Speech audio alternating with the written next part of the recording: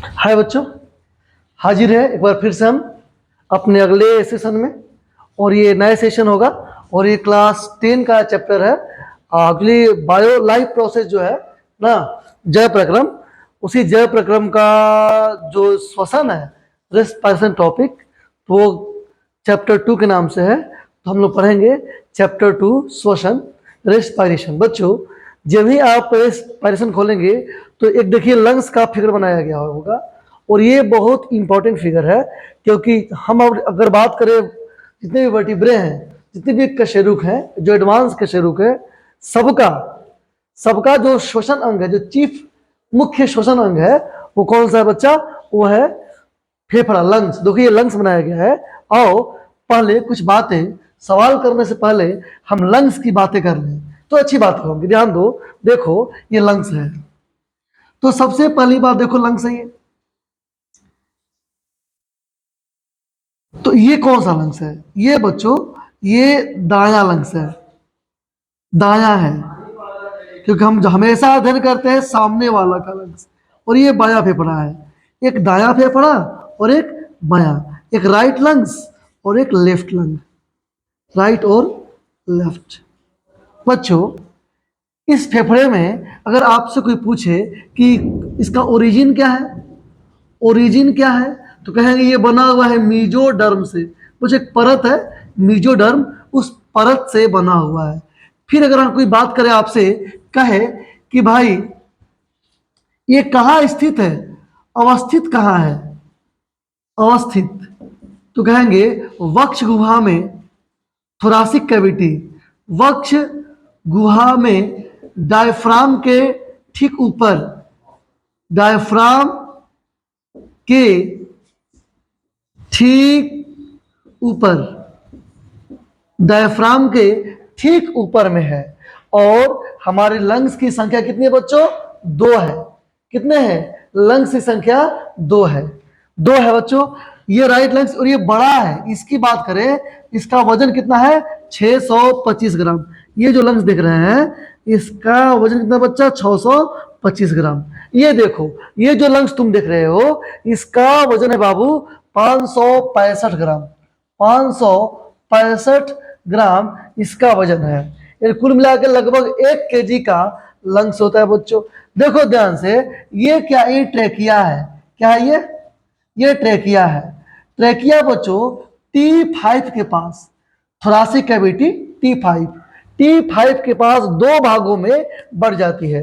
और प्रवेश, जब ट्रेकिया बढ़ती है, जब ट्रेकिया बढ़ती है 2 भागों में, जब ट्रेकिया T5 के पास 2 भागों में बढ़ती है, तो ये बना देती है प्राथमिक श्वसनी और द्वितीयक श्वसनी। प्राथमिक श्वसनी बनता है बच्चों, और क्या बनता है? द्वितीयक श्वसनी बन जाता है। प्राथमिक श्वसनी हुआ और ये क्या हुआ? द्वितीयक श्वसनी। पुनः ये आगे जाकर के पुनः बढ़ते, देखो पुनः ऐसा बटा हुआ है, ये बढ़ता है प्राथमिक श्वसनी जो है बढ़ जाएगा श्वसनिकाओं में। किसे बढ़ेगा? श्वसनिकाओं में बढ़ जाएगा। तो प्राइमरी, सेकेंडरी, टर्शियरी और टर्मिनल ब्रोंकियोल्स में ये बट जाते हैं। बच्चों, एक बार सवाल पूछा कि तुम्हारे जो दाहिना हृदय है, इसके कितने भाग हैं, इसमें कितने? तो देखो, दाएं हृदय 3 भाग में बटा हुआ है, एक ऐसे और देखो एक ऐसे भाग बटा हुआ है। तो दाया हृदय, दाया लंग्स का बच्चों, दाया लंग, फेफड़ा नोट हृदय, दाया फेफड़ा, दाया फेफड़ा के बीच में, दाया फेफड़ा 3 भागों में है, एक पूरा बड़ा भाग, ठीक है, ये देखो ओब्लिक फीचर्स है, और ये देखो दो अलग अलग भाग हो गए, है ना। तो आपसे पूछे कि दाया फेफड़ा कितने भागों कहेंगे? 3। और बाया फेफड़ा ये 2 भागों में बटा हुआ है, ठीक है ना। अब देखो यहीं पर देखो बच्चों, क्या है? हार्ट है, देखो यहीं पर। तो देखो ये बायां भाग है, तो दिल जो हृदय तुम्हारा है, इस हार्ट का 2/3 भाग, इस हार्ट का 2/3 भाग टिल्टेड है। किधर की ओर? बाएं लंग्स की ओर। तो तुमसे सवाल कोई पूछता है कि पल पल दिल के पास कौन रहता है, तो दिल के पास कौन रहता है बच्चों? तो दिल के पास क्या रहता है? ये लंग्स, 1 kg का लंग्स रहता है बच्चों दिल के पास में। तो ये एक जानकारी थी बच्चों। जैसे ही आगे बढ़ते हैं तो ये जो तुम्हारा टर्मिनल ब्रोंकियोल्स है ये डक्ट बनाता है और बड़े सारे एल्वोलाई में वायु कूपिका में बढ़ जाता है। वायु कूपिका में बढ़ता है बच्चों। तो पूछता है सवाल कि लंग्स में कितने वायु कूपिका है? आपको याद रखना है कि लंग में जो एल्वोलाई की संख्या है वो 3 गुणे 10 के पावर 8 है, यानी 60 मिलियन। 60 मिलियन है। और इस 60 मिलियन से बच्चों अगर बात करें कि सारे एल्वोलाई को खोल दिया जाए तो 600 से 800 स्क्वायर फीट एरिया बना देंगे, या फिर 143 किलोमीटर स्क्वायर की एरिया बना देंगे बच्चों। तो ये बहुत अच्छी इंफॉर्मेशन निकली क्या कि भाई तुम्हारा जो दाहिना लंग्स है इसकी वजन है 625 ग्राम, इसके 3 भाग है। कहाँ स्थित है? तो वक्ष गुहा में। सब मैंने बता दिया बात, सब याद हो गया होगा आपको। लिखेंगे कॉपी में साथ साथ बच्चों। देखो यहाँ लिखा हुआ है श्वसन, और श्वसन शब्द का प्रयोग सबसे पहले जिस वैज्ञानिक ने किया था उसका नाम था डिटोरकेट।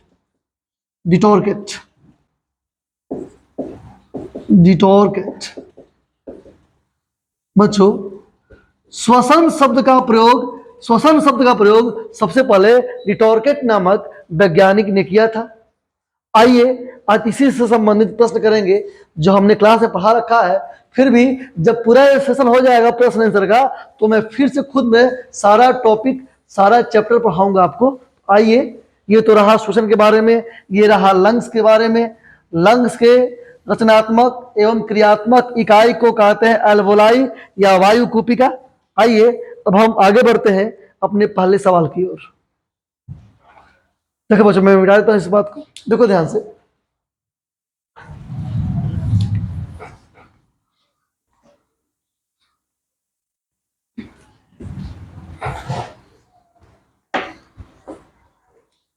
देखो बाबू, सवाल दिया वो पढ़ेंगे। पहला सवाल, इनमें से सामान्यतः किसका उपयोग कोशिका द्वारा ऊर्जा के उत्पादन के लिए होता है? बच्चों, कोशिका द्वारा ऊर्जा के उत्पादन के लिए किसका प्रयोग होता है? तो तुम्हें पता ही है कि हम क्या करते हैं, ग्लूकोज, और ग्लूकोज से ही बनाते हैं एनर्जी, C6H12O6 + 6O2, और एंजाइम्स की उपस्थिति में 6CO2 + 6H2O प्लस एनर्जी। तो कह रहा है कोशिका द्वारा ऊर्जा का उत्पादन के लिए किसका उपयोग होता है बच्चों? ग्लूकोज का। ऐसा क्या होगा? ग्लूकोज। आगे बढ़े, पौधों में किस क्रिया के द्वारा बाहरी वातावरण से ऑक्सीजन कोशिकाओं में पहुंचता है? विसरण, डिफ्यूजन।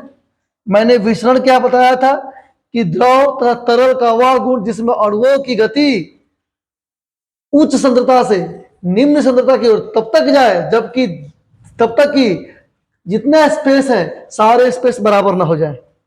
मनुष्य की ट्रेकिया में पाए जाने वाले, देखो जो ट्रेकिया आया, यही ट्रेकिया जो मैंने बताया था, ये ट्रेकिया बच्चों सी शेप कार्टिलेज का बना हुआ है और अपूर्ण कार्टिलेज का।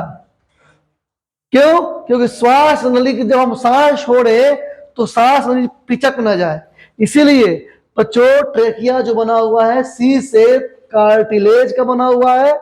इस ट्रेकिया की लंबाई है 11 सेंटीमीटर। कितनी लंबाई है? 11 सेंटीमीटर। और बच्चों इसका जो डायमीटर है, इसका जो व्यास है वो व्यास है 16 mm। कितना है? 16 mm। तो क्या कर रहा है सवाल कि मनुष्य के ट्रेकिया में पाए जाते हैं उपास्थि के बने पूर्ण वलय है कि उपास्थि के बने अपूर्ण वलय। तो कार्टिलेज के बने होते हैं, उपास्थि के बने होते हैं, पूर्ण नहीं होते हैं। सी शेप है। कैसे है? सी शेप। सी तो ऐसे होता है, अपूर्ण होता है ना, ऐसा होगा सी शेप कार्टिलेज। आंसर नंबर खा। अब बच्चों आगे बढ़ते हैं अगले प्रश्न की ओर। अगला सवाल, वाह, देखो ध्यान से।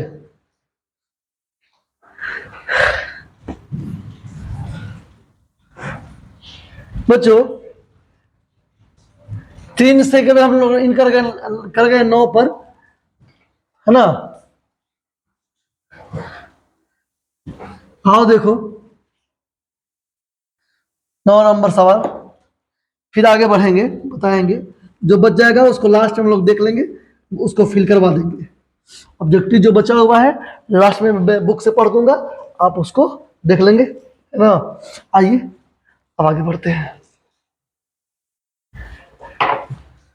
बच्चों निश्वास द्वारा निकली वायु में रहती है। निश्वास यानी जब हम सांस छोड़ते हैं तो क्या निकलता है बच्चों? Carbon dioxide. क्या रहता है निश्वासन में? CO2 निकलता है। और जब हम सांस छोड़ते हैं तो बच्चों ऐसे देखो, वायुमंडल में CO2 का परसेंटेज है 0.03%। लेकिन जब हम सांस छोड़ते हैं तो सांस द्वारा हमारे शरीर से जो CO2 निकलता है इसकी मात्रा हो जाती है 4%। कितना? 4% हो जाती है। अब बच्चों बढ़ेंगे अगले सवाल की ओर। आइए आगे बढ़ते हैं। रिक्त स्थानों की पूर्ति करें। वह क्रिया जिसके द्वारा कोशिकाओं में ग्लूकोज के ऑक्सीकरण से ऊर्जा का उत्पादन होता है क्या कहलाता है? ग्लूकोज का ऑक्सीकरण देखो ऐसे, C6H12O6 + 6O2 arrow 6CO2 + 6H2O + 38 ATP जो ऊर्जा मिला इसे हम कहते हैं श्वसन। क्या? श्वसन। आगे, मनुष्य का दायां और बायां नासिकावेश्म डैश के द्वारा एक दूसरे से पृथक। देखो बच्चों नाक की बात हो रही है कि ये जो एक देखो ये हमारा दाया नाक का चैम्बर है नासिकावेश्म में, ये बायां है। दोनों के बीच में देखो ये वाला, ये जो सेप्टम है इसको क्या बोलते हैं? जो दोनों नाक के छिद्र को अलग अलग कर दिया है तो बच्चों इसे बोलते हैं नासा पट्टिका। क्या बोलते हैं? नेजल सेप्टम, नासा पट्टिका। तो नासा पट्टिका के द्वारा अलग होते हैं, नासा पट्टिका के द्वारा अलग होते हैं। अब बच्चों आगे सवाल पढ़ेंगे। श्वसन एक डैश क्रिया है। बच्चों श्वसन एक अपचय उपचय नहीं, उपापचय। श्वसन एक उपापचय क्रिया है और उपापचय के 2 प्रकार है बच्चों। सबसे पहले श्वसन एक उपापचय क्रिया है, मेटाबॉलिक है। इसमें क्या है? इसमें अपचय है, कैटाबॉलिज्म। यानी कि जब ग्लूकोज टूट रहा है तो एनर्जी मिल रही है, तो इस प्रक्रिया को हम कैटाबॉलिज्म कहते हैं। तो अपचय वाली क्रिया हो गई। फिर देखो ध्यान से, अपचय हो गया, एक होता है उपचय,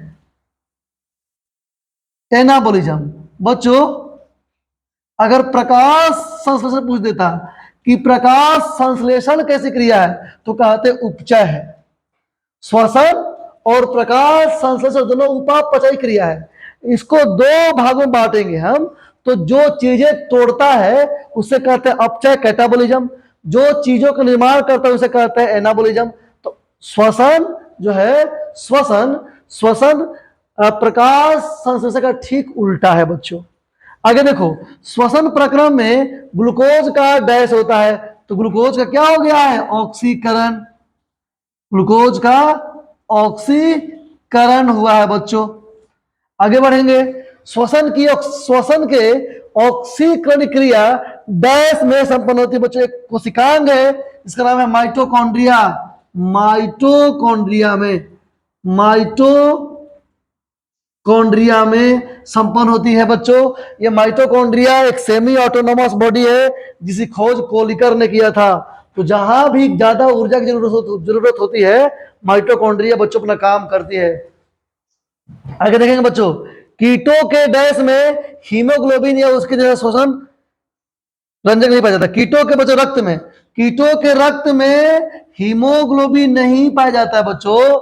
इसीलिए उनका ब्लड लाल नहीं होता है। और जिनका ब्लड लाल नहीं होता है वैसे प्राणियों को एनाइमा कहा जाता है। रक्त के आधार पर है तो जिनमें लाल होता है उसे इनाइमा, और जिसमें लाल नहीं पाया जाता रक्त उसे कहते हैं एनाइमा। क्या कहते हैं उसको? एनाइमा कहते हैं। मछली में गिल्स एक चपटी थैली में होती है जिसे कहते हैं बच्चों, मछली में जो गिल्स एक थैली चपटी में होती है, इसे हम लोग कहते हैं गिल कोस्ट। क्या कहते हैं बच्चों? गिल कोस्ट कहते हैं। अब हम बढ़ेंगे अगले प्रश्न की ओर। 7 सवाल हो गया। आइए देखिए आगे आगे बढ़ते बच्चों।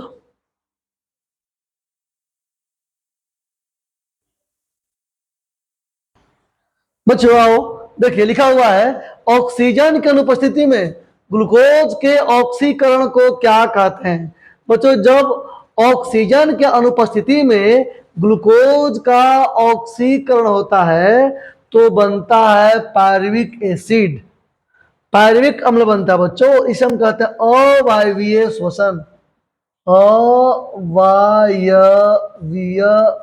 श्वसन, श्वसन, एनारोबिक रेस्पायरेशन। क्या बोलते हैं? Anaerobic respiration. अब बच्चों देखो, ऑक्सीजन की उपस्थिति में ग्लूकोज के ऑक्सीकरण को क्या कहते हैं? तो इसको श्वसन कहते हैं, श्वसन। और श्वसन शब्द का प्रयोग किसने किया था? डिटॉर्किट ने किया था। श्वसन में कितने चरण हैं? तो 3 चरण हैं। कौन कौन? तो बच्चों एक तो है तुम्हारा उच्छ्वास, उच्छ्वास, एक है निश्वास या प्रश्वास, प्रश्वास, और कोशिकीय श्वसन, और कोशिकीय श्वसन, कोशिकीय श्वसन। बच्चों सांस छोड़ना प्रश्वास, सांस लेना अंदर, इसे प्रश्वास कहते हैं। सांस हम लेते हैं, सांस लेने को बोलते हैं प्रश्वास। इनहेलेशन, अंग्रेजी में बोलते हैं इनहेलेशन। और जो हम सांस छोड़ते हैं उसे बोलते हैं उच्छ्वास, एक्सहेलेशन। क्या बोलते हैं? Exhalation, exhalation. और कोशिकीय श्वसन, तो श्वसन के हैं 3 चरण, है ना। और ये 3 चरण जो बताया था उस वैज्ञानिक का नाम है जीएस कार्टर। याद रखेंगे, जीएस कार्टर।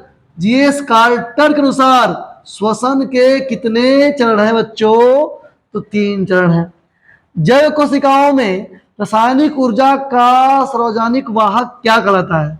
बच्चों जैव कोशिकाओं में रासायनिक ऊर्जा का सार्वजनिक वाहक कहलाता है एटीपी। एटीपी जो बनता है ना उसी को बोलते हैं adenosine triphosphate, adenosine triphosphate, triphosphate.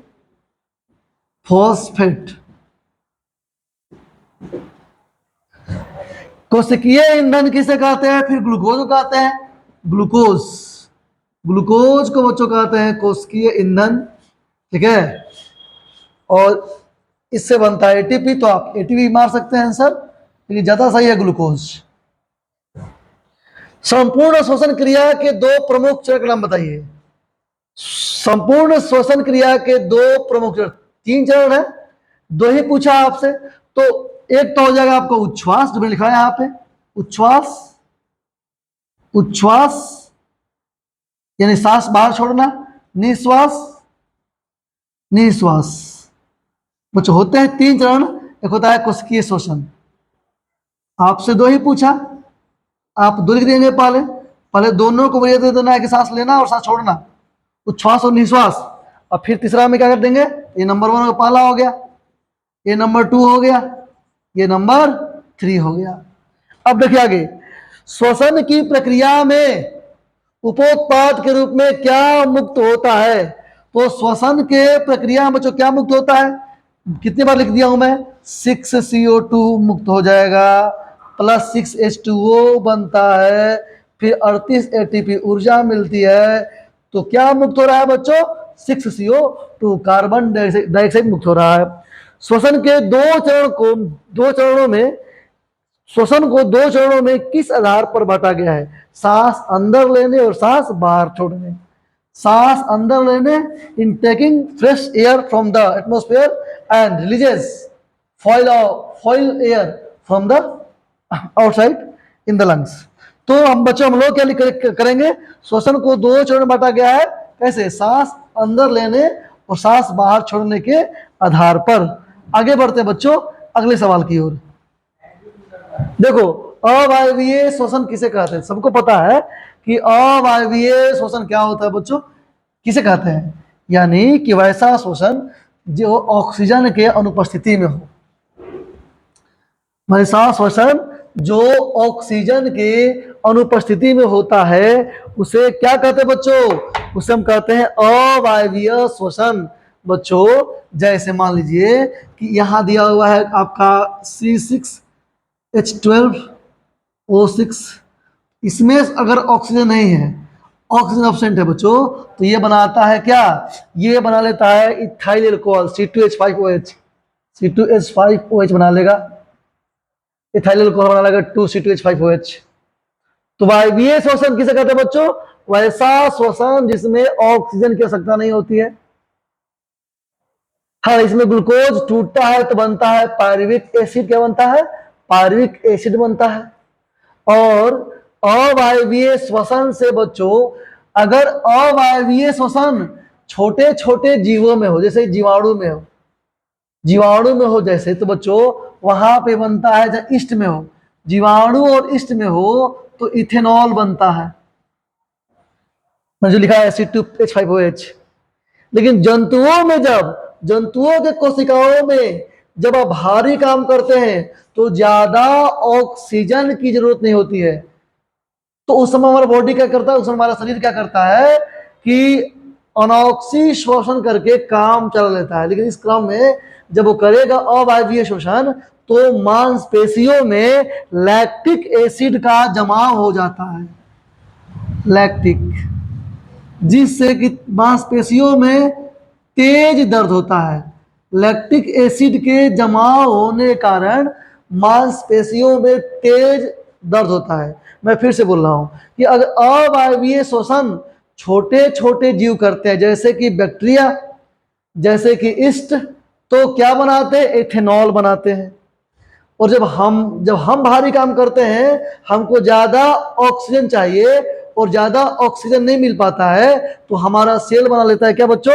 Lactic acid बना लेता है, जो कि बहुत क्रैम्प करता है, तेज दर्द करता है।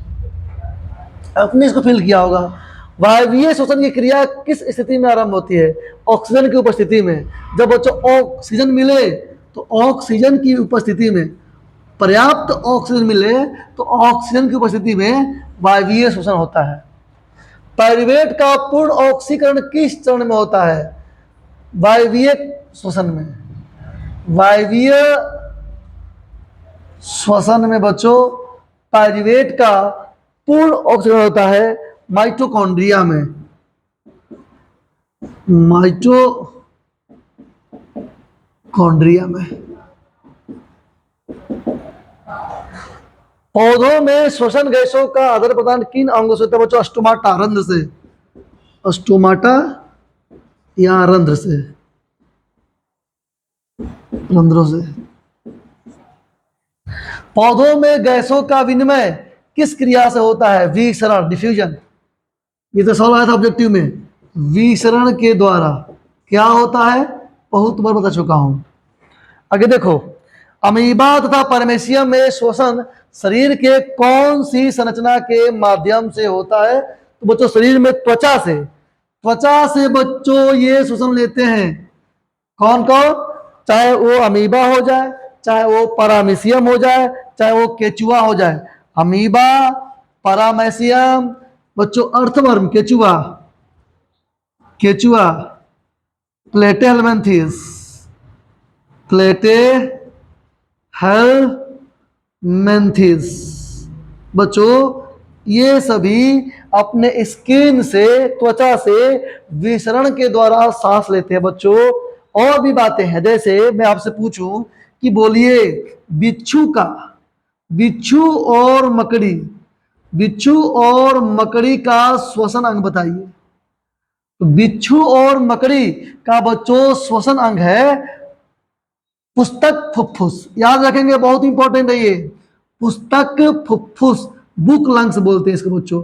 बुक जैसा है फेफड़ा का आकार, पुस्तक फुफ्फुस बोलते हैं। फिर मैं आपसे पूछूं कि आप बताइए मोलस्का, मोलस्का मोलस्का, मोलस्का के जितने भी जीव हैं इनके श्वसन, जैसे घोंघा स्नेल हो गए, उस इनके श्वसन अंग का नाम क्या है? कहेंगे टीनेडिया। क्या कहेंगे? टीनेडिया, टीनेडिया कहेंगे। फिर अगर कोई आपसे पूछे कि मेढक का बताओ, बच्चों मेढक पहला एम्फीबियंस है और बहुत सारा फीचर लेकर आया। सबसे पहले तो मेढक अपने त्वचा से सांस ले सकता है, त्वचा से ले सकता है, अपने गिल्स से ले सकता है, और गलफड़ से ले सकता है। फेफड़ा भी उसके पास है, मतलब फेफड़ा भी है। तो तीनों चीज है, मेढक त्वचा, गिल्स और फेफड़ा, तीनों से सांस ले सकता है। लेकिन बच्चों अगर कोई तुमसे पूछे कि तिलचट्टा किससे लेता है सांस, बच्चों पूछ सकते एग्जाम में, बहुत इंपॉर्टेंट है कि तिलचट्टा किससे सांस लेता है बाबू, तो तिलचट्टा लेता है स्पाइरिकल से। याद रखना है, तिलचट्टा लेता है स्पाइरिकल से, स्पाइरिकल्स। और जितने भी कीट हैं, कीट के लिए ट्रैकिया शब्द का प्रयोग होता है। किसका प्रयोग होता है? ट्रैकिया। और देखो अगला सवाल है तुम्हारा कि मछली के श्वसन अंग का नाम लिखे, तो इसका नाम है गिल्स। मछली का श्वसन अंग कौन सा है? गिल्स है, गलफड़ा है। तो याद रखना, केचुआ, प्लेटेलमेंथिस, अमीबा, पैरामीशियम के लिए जो आता है वह है कौन सा अंग बच्चों? वो होता है स्किन, त्वचा होता है विसरण के द्वारा। तो यहां उत्तर क्या हो जाएगा? त्वचा।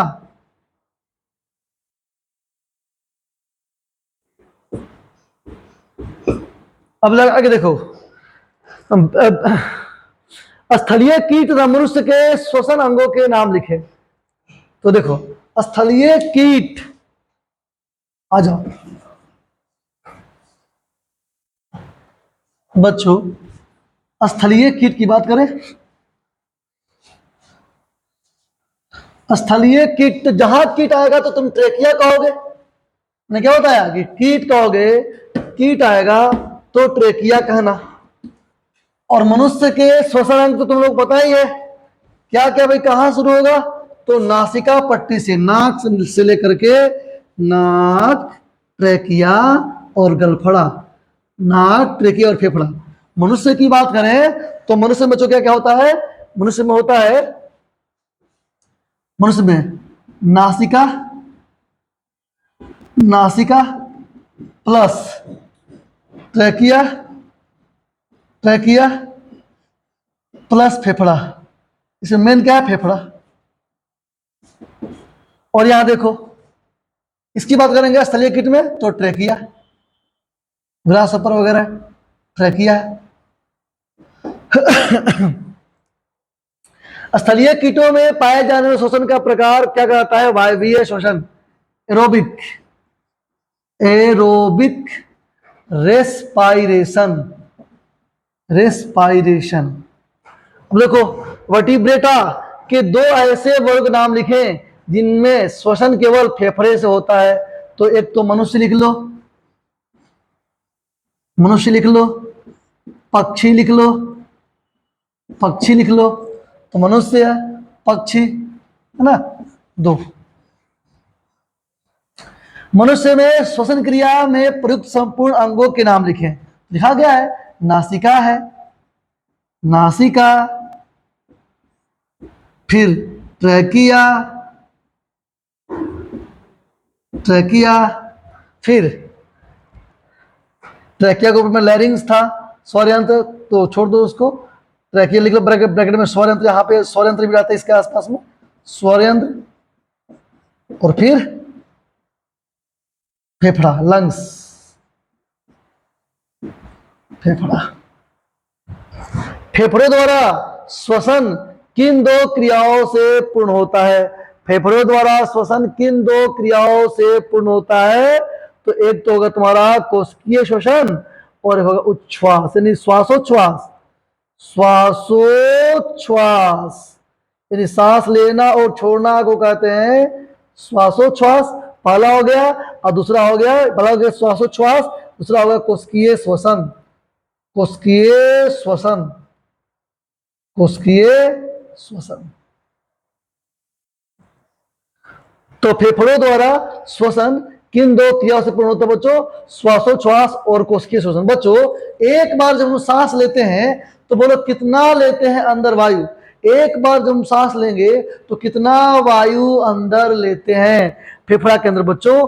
वो होता है 500 ml, याद रख लेना, 500 ml वायु लेते हैं एक बार जब हम सांस लेते हैं। तो तुमसे कोई पूछे कि बताओ 1 मिनट के अंदर तुम फेफड़ा में कितना वायु भर लेते हो, तो कहना 6000 ml से 6000 ml से 8000 ml।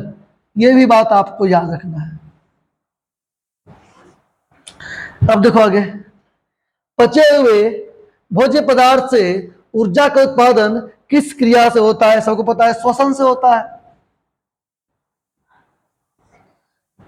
ईस्ट में पायरुवेट से इथेनॉल किस क्रिया द्वारा बनते? बताया था मैंने कि ईस्ट में अगर होगा अवायवीय श्वसन, एनारोबिक रेस्पिरेशन, तो इथेनॉल बनता है बच्चों, और ये बनता है अवायवीय श्वसन में,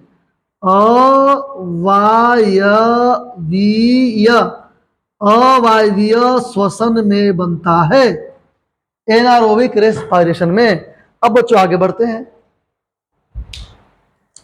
देखो सवाल फिर पुनः आ गया कि ज्यादा चलने के बाद हमारी मांसपेशियां, ज्यादा चलो चाहे भारी काम करो, ज्यादा चलने के बाद हमारी मांसपेशियों में ऐठन किस यौगिक के निर्माण के चलते होता है? तो इसका उत्तर तुम लोग खुद दे दोगे क्योंकि मैंने कितने बार बता दिया है, और इसका आंसर क्या होगा? Lactic acid. लैक्टिक एसिड का बच्चों जमा हो जाता है। लैक्टिक भारी काम करेंगे ना तो शुरुआत में लैक्टिक एसिड का बच्चों जमाव हो जाता है, जिस कारण होता है। श्वसन के प्रथम चरण में बने पायरुवेट का पूर्ण ऑक्सीकरण कहां होता है? माइटोकॉन्ड्रिया में।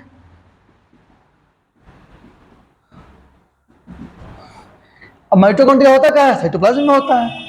माइटोकॉन्ड्रिया कोशिका के साइटोप्लाज्म में होता है, कोशिका द्रव्य में होता है। ग्रसनी कंठ द्वार के नीचे कहां खुलती है? ग्रसनी कंठ द्वार के नीचे कहां खुलती है? ट्रैकिया में। ट्रैकिया में खुलती है बच्चों। इसकी लंबाई मैंने बता दिया 11 सेंटीमीटर। प्रत्येक श्वसनी फेफड़ा में प्रवेश करके विभाजित होने के बाद क्या बनाती है? देखो ध्यान से, ऐसे आया था, मैंने फिर बनाया था, बताया था शुरू में, ऐसा फिगर था, ऐसे हुआ था, ऐसे ऐसे, यहाँ वैसे ऐसे, यहाँ ऐसे, पुनः ये बढ़ेगी 2 भाग में, ऐसे बढ़ते रहेगी, पुनः ये बढ़ जाएगी इसे 2 भाग में बढ़ते रहेगी। तो बच्चों श्वसनी जो है ये जब फेफड़ा में प्रवेश करती है तो सबसे पहले बनाती है प्राथमिक श्वसनिका, प्राथमिक द्वितीयक,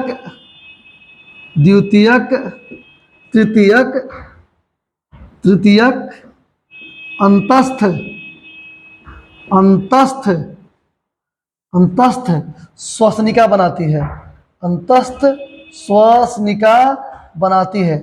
और इसके बाद इससे निकलता है वायु कोष्ठक नलिका, एल्वोलर डक्ट। उस एल्वोलर डक्ट से बनता है हार्ट का संरचनात्मक एवं क्रियात्मक इकाई, जिसे हम लोग कहते हैं एल्वोलाई। मनुष्य के शरीर का फेफड़ा कहां अवस्थित है? बता दिया है, वक्ष गुहा के अंदर, डायफ्राम के ऊपर, वक्ष गुहा के अंदर डायफ्राम के ऊपर, बता दिया मैंने इसका उत्तर। वक्ष गुहा, अगला सवाल 28 नंबर, वक्ष गुहा के पश्च भाग में अवस्थित एक गुंबद के आकार की रचना क्या बोलते हैं बच्चों? गुंबद का आकार को बोलते हैं लोग डायफ्राम। यहीं पर देखो ऐसे हार्ट जिस पर स्थित है बच्चों, जिस पर तुम्हारा हार्ट स्थित है, इस संरचना को, इस गुंबदाकार संरचना को हम डायफ्राम कहते हैं। क्या कहते हैं? डायफ्राम, या तनुपट बोलते हैं हिंदी में। तो इसका उत्तर क्या है बच्चों? इसका उत्तर डायफ्राम हो जाएगा, डायफ्राम। चलो, हीमोग्लोबिन कहां अवस्थित रहता है बच्चों? हीमोग्लोबिन आरबीसी में रहता है। लाल रक्तकण है, लाल रक्तकण का आकार बायोकनकेव है, इसके अंदर में रहता है हीमोग्लोबिन, जिसके कारण ही रक्त का रंग लाल दिखाई देता है, वरना वास्तव में रक्त जो है हल्का पीला है। हीमोग्लोबिन के चलते ही रक्त का रंग लाल दिखाई देता है। बढ़ते हैं अगले प्रश्न की ओर।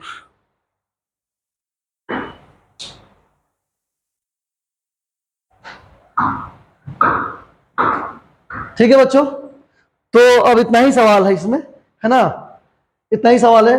कुछ और सवाल था जिसको मैं पढ़ देता हूं। देखो ऐसे, ये किताब है आपको जो मैं पढ़ा रहा हूं, ये जो बुक है, ये बुक देखो, ये जीव विज्ञान 2 है, हाई स्कूल लिखा हुआ है, प्रायोगिक सहित। ये भारतीय भवन की किताब है, मनो बनर्जी वर्मा साहा श्रीवास्तव ये किताब के लेखक हैं, है ना। और इसी से हम लोग प्रश्न उत्तर कर रहे हैं।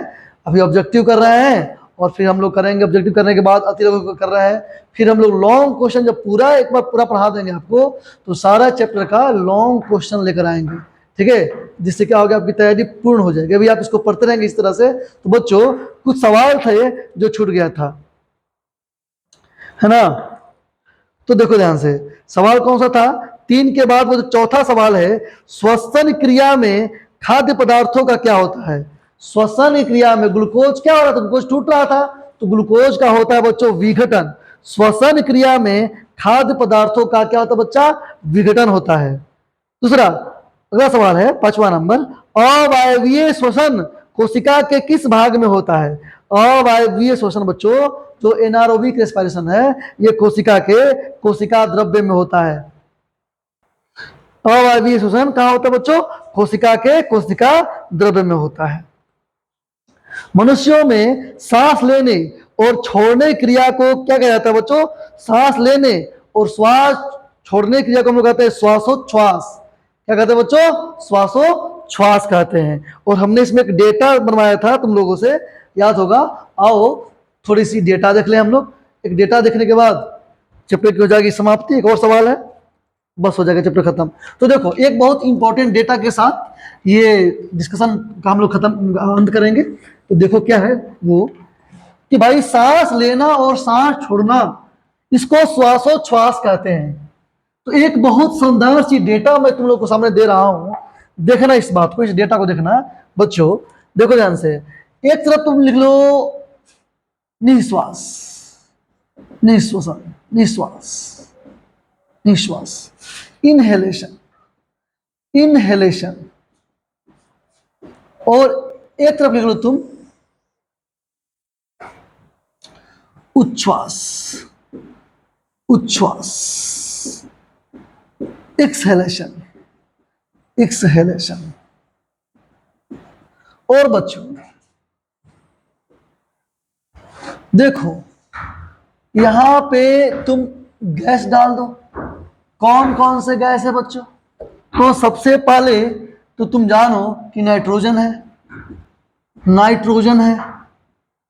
फिर देखो ऑक्सीजन है,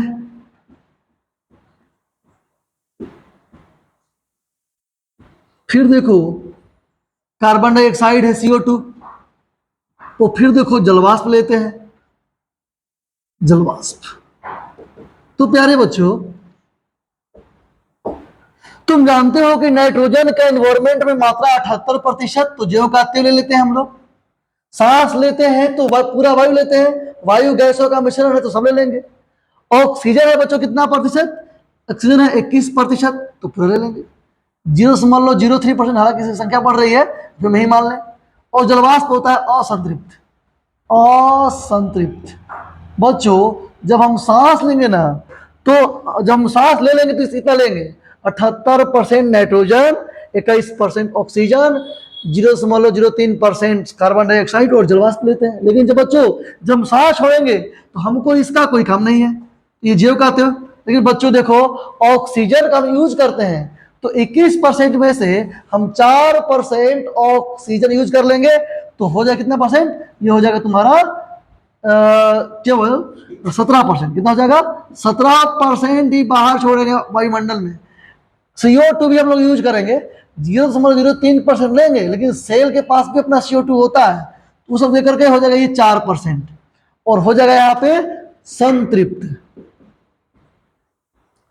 ये डेटा बहुत इंपॉर्टेंट है बच्चों, और बहुत शानदार डेटा है। इसको आप देखेंगे, याद करेंगे, है ना। और ये सेशन सब लोग देख सकते हैं, जिनका बेसिक ठीक करना हो, जिनका बायो में बेसिक ठीक करना हो, जो कंपटीशन के बच्चे हैं, सारे कंपटीशन के बच्चे भी इसको पढ़ सकते हैं, देख सकते हैं, है ना। हालांकि जल्दी मैं तुम लोग का जब खत्म हो जाएगा सिलेबस तो मैं कंपटीशन बैच लाऊंगा, है ना, उसमें सब कुछ जो जो कंपटीशन के रिगार्डिंग है मैं बताऊंगा। बच्चों अंतिम सवाल है कि आणविक ऑक्सीजन के उपलब्ध नहीं होने पर, यानी ऑक्सीजन के उपलब्ध नहीं होने पर पायरुवेट का परिवर्तन जंतुओं में किस यौगिक में होता है? ये सवाल मैं तुम लोग को छोड़ता हूं कि जंतुओं में किस में होता है, क्योंकि मैंने ये बताया है कि अगर बैक्टीरिया हो, शैवाल हो तो बनता है इथेनॉल, और हम जंतुओं में जिससे कि हमारे मांसपेशियों में क्रैम्प होता है, ऐंठन होता है, कैसे बनता है ये बात आपको बतानी है, मैंने वीडियो में बता रखी है। तो इस सवाल के साथ ही इस सेशन का हम लोग क्या करते हैं, अंत करते हैं। और बच्चों, है ना, आप इसको देखते रहें, कोई सुझाव देना चाहते हैं तो आप अपना सुझाव दें, लाइक करें, कमेंट करें और सब्सक्राइब करें। Thank you, take care, bye.